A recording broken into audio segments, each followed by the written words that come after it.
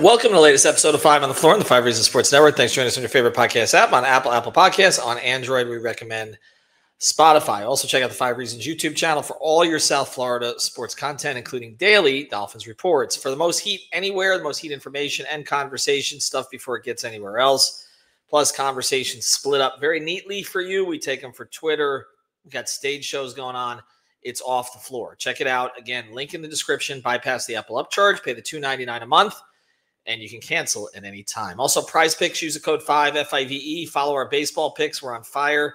Use the code 5, F-I-V-E. Get your $50. And then, again, follow us. Legal in the state of Florida. Flex Plays, Power Plays, Daily Fantasy Simplified.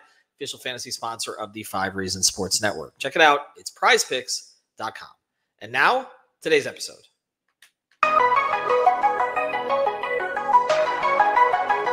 Mercy. Luxurious. Heat Nation. Yeah. Mercy and Lago. Down to Biscayne. Yeah. 5 on the floor. Ride for my dogs. Where here's the thing. You can check the score. Hustle hard, couple scars, wearing bubble frogs. Down to Biscayne. Kept the floor playing. Got it all band. Y'all seen the block. Stop with one hand. And Pat we trust, it's power have the guts. We're here to bring the heat, y'all can hang it up. Welcome to 5 on the Floor, a daily insider show on the Miami Heat and the NBA, featuring Ethan Skolnick, Greg Sylvander, Alex Toledo, Brady Hawk, and others from the 5 Reasons Sports Network. Also, make sure to subscribe to Off the Floor for the most heat anywhere.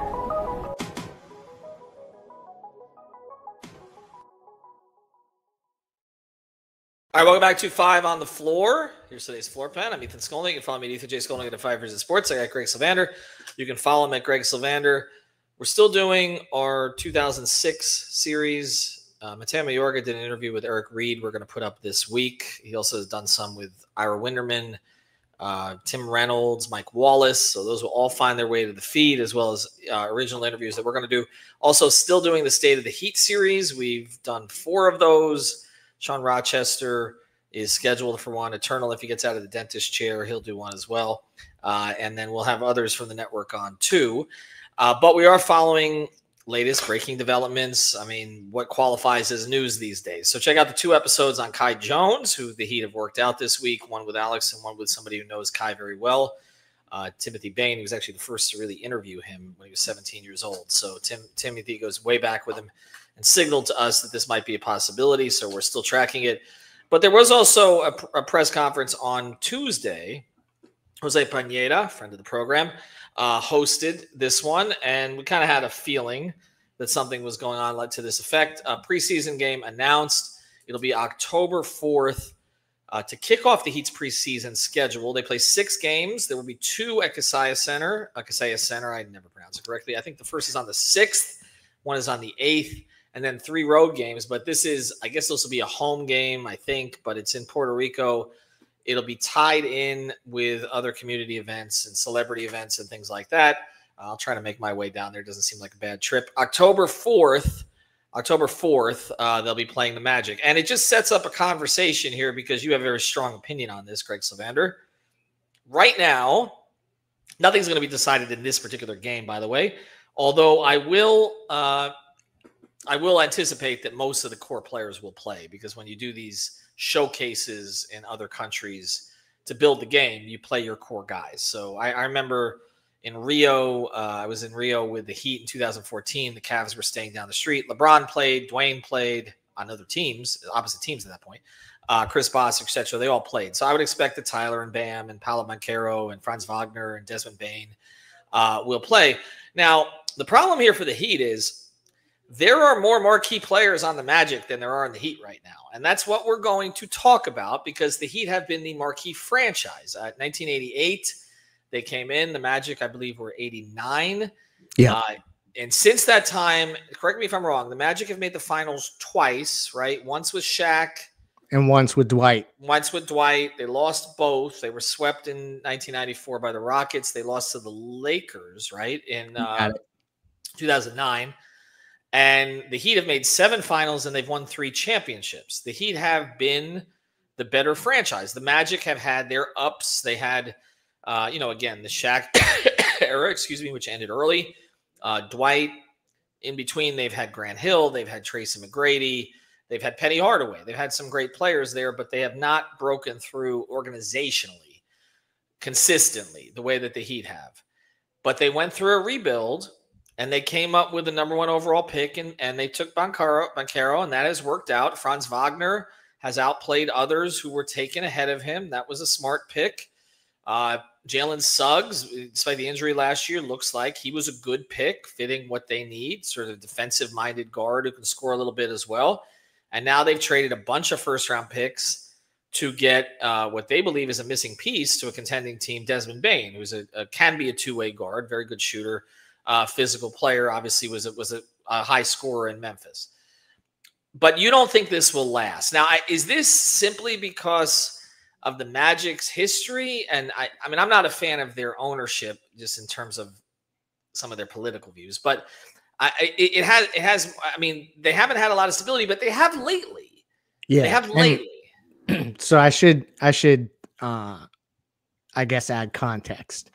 It's not that I necessarily don't like what the Magic are building. And as I look at just spending throughout the league, it's interesting that 2.8 million separates these two teams. They're both spending about $200 million on the roster, meaning Miami is 16th in payroll, Orlando's 18th, if I'm looking at this correctly, per Spotrac. So it's interesting that they're so close in how much that they're shelling out for their roster when you think about what Orlando has built and what they think that they have, because they think they're an ascending team, and it would look like they are. They have the benefit of Banchero being their best player and being still on his rookie deal. Now, obviously that's going to accelerate as time goes on, but he also looks like he may be the real deal in terms of at least an option 1 score. We'll see how far the team can go as a playoff team.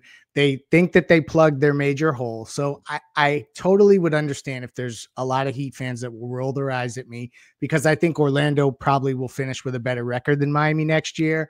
And in the short term, they look like they're heading in I guess you would say more people would consider Orlando to be closer to a contender than Miami. To this point, the Magic are going to Magic eventually, and I just don't know what exactly that means yet.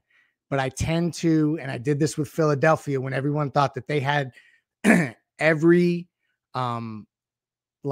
weapon in the arsenal, and like they were stocked with assets, great young players, an MVP. The tanking worked out, and the Sixers. I mean, would anyone rather be the Sixers? No. And so I guess at this moment where we're kind of reflecting on where Orlando is related to Miami, because they're going to play in Puerto Rico, I just don't think that beyond maybe this very short-term moment, you're going to see sustained success from Orlando over Miami. And I'm just betting on the history there, and maybe I'll be proven wrong, but I don't think so. Well, I'll start here. I mean, one of the things we look for if you're going to see sustained success is stability at certain spots.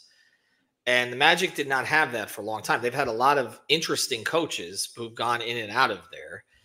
But Jamal Mosley's been there now since 2021. So they've given him an opportunity to grow with this team.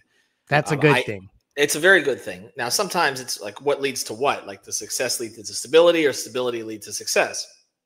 We know, obviously, that Eric Spoelstra is the longest tenured coach with one team in the NBA right now. The Heat believe that leads to success.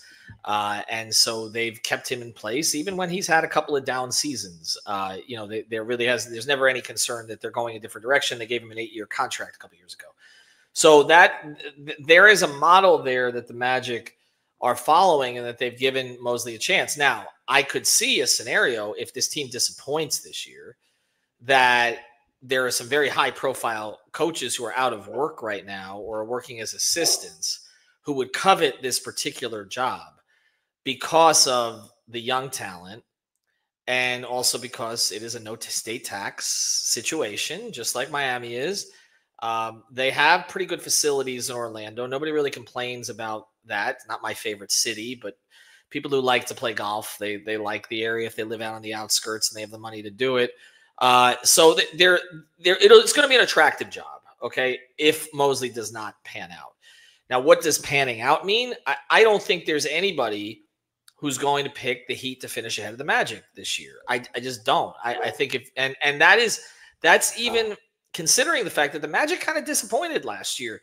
I think that the growth was expected last season, and people say, well, Paolo missed a lot of time, Franz missed a lot of time, but actually they played better at times without one or both. It was really Suggs' injury that kind of sunk them late in the season, and then they had to kind of scrape their way out of it. So I don't think they've really fulfilled what the talent level shows, but the talent level is higher than Miami's right now. I don't think you can argue that. I don't think there's anybody on the Heat who has the upside that Paolo has. I just don't. And it's funny because Paolo is one of those guys, when you watch him on television,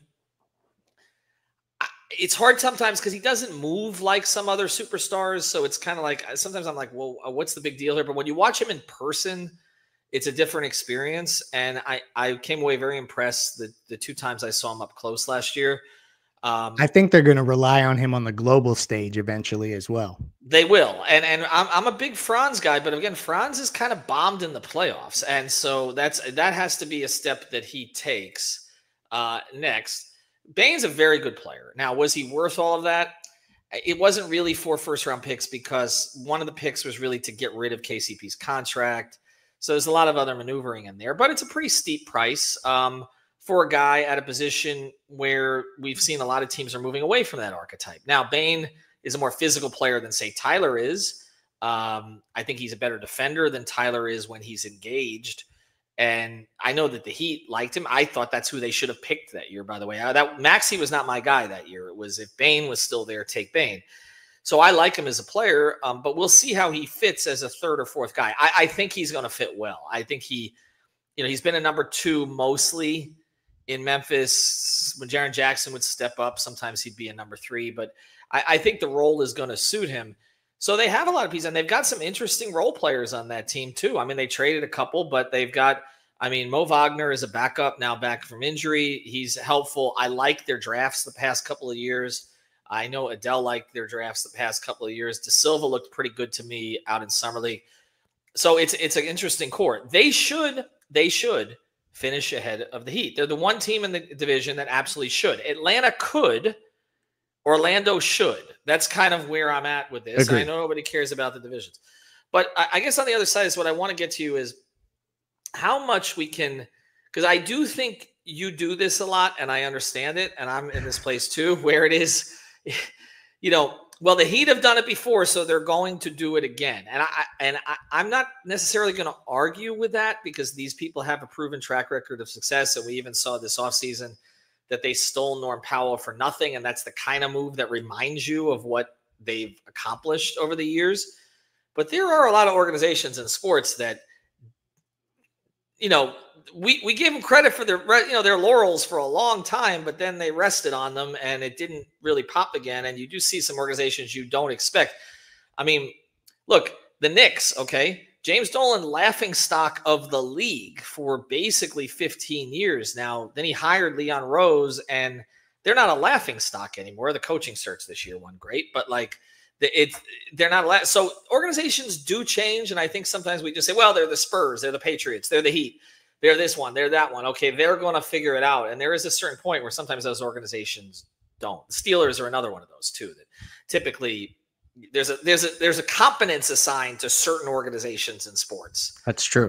And probably a bias, appropriately so. Right. And I'll tell you one organization that was assigned idiocy for years and years is the one closest to where I live, which is the Florida Panthers. And now they are literally the model organization of management, not in hockey, in all of sports. They're the only 2-time defending champion going on right now. And honestly, with their talent level, they probably will win the next 3. But on the other side of this, we're going to tell you about But they didn't get the big 3. Well, that's true. They didn't get, I don't know. I'm just Marchand, Barkov, and Kachuk is a pretty good place to start. Anyway, well, Barkov they had all along. Barkov was their Wade. Kachuk and Marchand were Bosch and LeBron, I guess. All right, anyway, do want to tell you about a great sponsor of the 5 Reasons Sports Network, our friend Lynette. The Align Training Method by Lynette is offering a free 30-minute virtual movement assessment. if you've been feeling tight in your hips, stiff in your spine, or like your body's just out of alignment, listen up. It's completely free. This isn't some generic workout plan. You get a personalized breakdown of your posture, hip function, and movement patterns so you can train smarter, avoid injury, and move better overall. It's great for anybody working through pain, coming back from injury, or just looking to reset their body mechanics. Just head to the Vault Training. That's thevaulttraining.online to book your session. This is where smarter movement begins. Okay, so I guess that would be the question. What would cause you to lose faith in an organization that does have a 30-year track record of relative success compared to others? I mean, I think kind of where I went with the State of the Heat episode and the word that I chose and being dramatic with it being a crossroads, I think it's going to depend on what they do with their upcoming roster flexibility and what they do to fortify, whether it be around Bam or if something bigger pops off and Bam has to be included. I think just to your point, early in the offseason, and we've done a lot of episodes now by mid-August, you said everything should be on the table. And you know what? Even me, who doesn't want to put Bam Adebayo in trades, everything should be on the table. And so I think that we'll have to see how they come out of this next cycle of building up a team that can be a contender and who leads that group. I just think there's a lot of question marks. So it's ultimately why a lot of fans on social media are probably going to laugh at me when I say that the Heat are going to eventually leapfrog over the Orlando Magic again. And it's just, I've seen this happen before where a team looks like they're ascending and then all of a sudden the next thing you know, the Heat are in the conference finals in their home. And so I think that there's a lot of moves that have to happen for that to come to fruition. So I don't want to act like it's not going to take a lot of work. I'm not naive to all of that.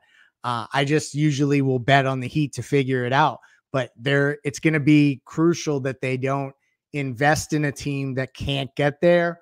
And so it's just going to basically be a lot of hard decisions. And so that's, I guess, the next moment where we're going to have to take a real temperature check is when they make these decisions on guys like Hero, Norm Powell, and Jovic to a degree as well. Well, here's when you can leapfrog a team that looks pretty good. If that team has drafted the wrong guys, that's really what we're talking about. Because, you talk about Philadelphia and why nobody has faith in Philadelphia. It's because for the most part, the process, the process kind of got cut in between because Hinkie got pushed out and Colangelo came in, went a different direction. Then it was Brand, then it was Moraes. They've been all over the place. But they also made a lot of bad picks early in the draft. I mean, Okafor was a bad pick. Obviously, they hit on Embiid, but in a huge way, but he hasn't been able to stay healthy enough to really lead them anywhere. And Simmons, honestly, didn't really work out the way that they had hoped he would work out. So, but I think with Orlando, their picks have been smart. And, look, Paolo, that was not a great draft where he was the number one overall pick. So it's not like Orlando lucked into, the what's like Cooper Flagg draft, for instance. Mm-hmm. But it looks like they got the best player. Okay. And so, I mean, sometimes that's not easy to do, even if you have the number one overall pick, to just get the best player when there were a lot of players that were projected in the top 5 that year. Franz has worked out. Suggs has worked out. There were some questions about Suggs. I think he's already answered. So the draft his contract is descending, which I think is also super smart that they did that. So I do want to give them credit there. They are run better than they've been run before. I think that is something to consider. It does not mean they'll cash it in because look, you look at some of these teams and sometimes they can't get over certain playoff thresholds. But I think what Heat fans will say is, okay, where are we going to get that guy? Like, where are we going to get the guy that like, unless it is a guy like Paolo after his rookie contract's over with, like, is there one of those out there? But we can't get them on the rookie contracts. We can't because it's not the way that we operate, right? As in terms of tanking or putting yourself in that position. Orlando made a decision. There were 3 teams that around that time. See, here's the thing. If you're Sacramento, they keep screwing the thing up, right? Like the Clippers used to years and years ago. They kept drafting all these great college all-stars, and they throw the Ken Normans and the Danny Mannings and Darius, years and years of this, right? Didn't cash in, right? But Detroit, Orlando, Houston all kind of pivoted to rebuilds at the same time. Yeah, when they traded Vooch to Chicago, that was a whole bunch of moves all at once. Vucevic, Fournier, there was a whole bunch of guys who used to hurt the Heat, but they were stuck in this kind of bottom middle situation, right? Like sort of like Chicago's been now, I guess. So they kind of turned Chicago into them, kind of like they traded Vucevic there, right? So, but those three franchises, and we saw Orlando got off the mat first. Okay. Detroit continued to suffer, hired another coach, but then like Cade is so transcendent, I think Cade has a chance to be, he's a dark horse MVP for me this year, because if Detroit can get in the top 3 in the East, I think there'll be conversation about it. That Cade is transcendent. So now that he has found it, these other young players are starting to rally around him. Houston just kept gathering talent. That's basically what they did. They added a couple of veteran pieces in Dylan Brooks and Van Vliet. We still don't know if they fit too. We don't, but now they've added Durant. So now like they've taken it and they fast tracked it, right? In terms of trading Jalen Green. I am curious now to see which of these 3 franchises can sustain. But Orlando and Detroit are the 2 in the East that most are saying they can break into what has recently been, and some of this is injury related, Boston, Indiana, Milwaukee, and then obviously you've got, Philadelphia when they're healthy, Miami. But it's Detroit and Orlando that are these 2 that I'm who takes that step? Because now there are expectations. When there are expectations, as you said, it's different. The Heat have been used to dealing with expectations for 3 decades. The Magic have not a lot. They've been the little brother, okay? And that's why I kind of got a kick out of it today, because they have always force-fed this rivalry thing, and it ain't been a rivalry. I mean, even Myers Leonard said that when he was the Heat. It ain't been a rivalry. Like, I get it for this press conference today, and they're trying to make Nick Anderson feel welcome and all this, but even Glenn Rice, okay, who predated Riley, Pat traded your guy, made a joke today about scoring 56 against Orlando. He did. Right. I mean, this has been a no contest, really, for all this time. Even when they got, like you said, Shaq as a number 1 overall pick, and even when they got Penny, well, they got Weber and traded him for Penny, but as basically a number 1 overall pick, and even when they got Dwight, the Heat have still exceeded them, okay? So that is what you can hold your hat on, because it has happened many times before. I just want to know, where's the Paolo coming from for this team? Not that Bam's not great, but you're not giving the ball to Bam and having him carry you offensively in a playoff series. Like I think fair. Orlando is counting on Paolo to do in the same, and not in a two-way way that with Tyler. So anyway, that's where we're at with it. All right, so more episodes to come. As I said, we'll be doing past, present, future just to get our way through August. We are expecting the release of the regular season schedule over the next couple of days. So we will get into that. Doesn't mean anything because everybody knows who they're playing already, but we may preview every single game. That'll get us all the way to September. The Heat versus Charlotte, December 18th, 7 p.m. And we'll be getting into that. We might, actually. Have a good day, everybody. Thank you for listening to the 5 on the Floor on the 5 Reasons Sports Network. After all, someone needs to listen to my dad.